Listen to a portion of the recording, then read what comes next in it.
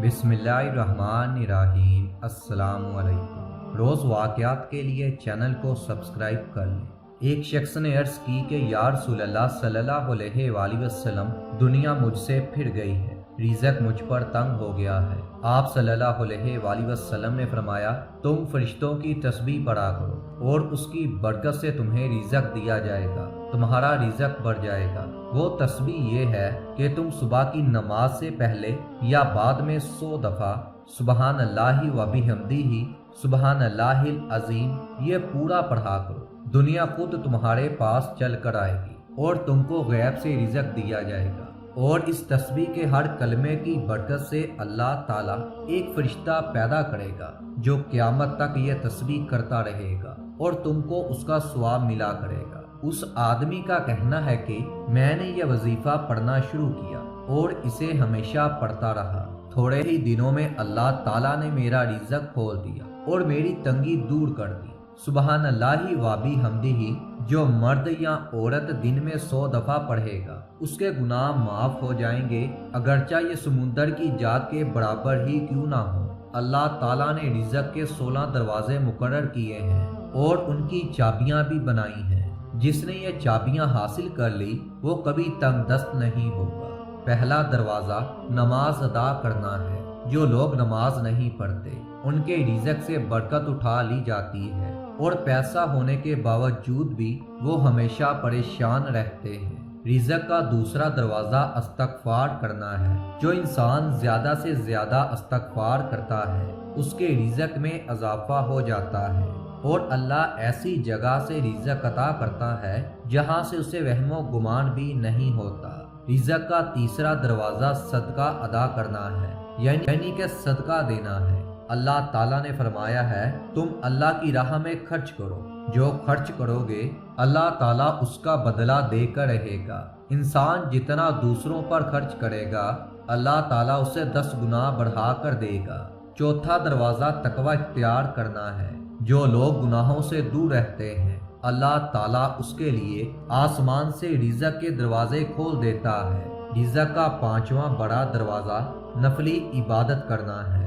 जो लोग ज़्यादा से ज़्यादा नफली इबादत करते हैं अल्लाह ताला उन पर तंगदस्ती के दरवाजे बंद कर देता है। अल्लाह ताला कहता है, अगर तू इबादत में कसरत नहीं करेगा तो मैं तुझे दुनिया के कामों में उलझा दूंगा।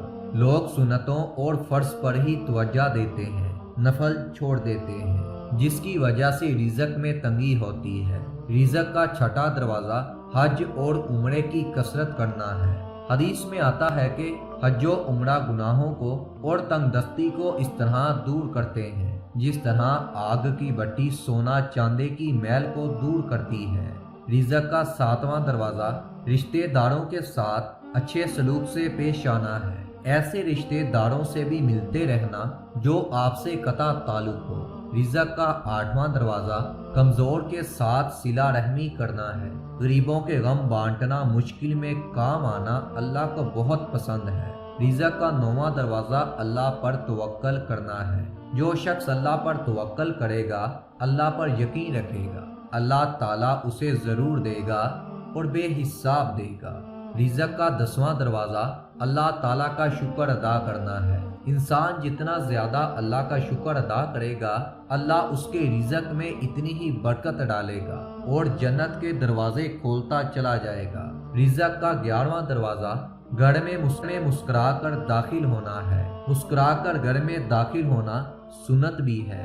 हदीस में आया है कि अल्लाह के रसूल ने फरमाया कि अल्लाह ताला फरमाता है कि मैं रिज़्क़ बढ़ा दूंगा जो शख्स घर में दाखिल हो और मुस्कुरा कर सलाम करेगा। रिज़्क़ का 12वां दरवाज़ा माँ बाप की फरमा बदारी करना है। ऐसे शख्स पर रिज़्क़ तंग नहीं होता। रिज़्क़ का 13वां दरवाज़ा हर वक्त बावजू रहना है। जो शख्स हर वक्त नेक नियति के साथ बावजू रहता है तो उसके रिज़्क़ में कभी कमी नहीं होती। रिज़्क़ का 14वां दरवाज़ा चाशत की नमाज अदा करना है, जिसकी वजह से रिज़्क़ में बरकत पैदा होती है। हदीस में आया है कि चाशत की नमाज रिज़्क़ को खींचती है और तंगदस्ती को दूर भगा देती है। रिज़्क़ का 15वां दरवाज़ा रोज़ाना सूरतुल वाक़िया पढ़ना है।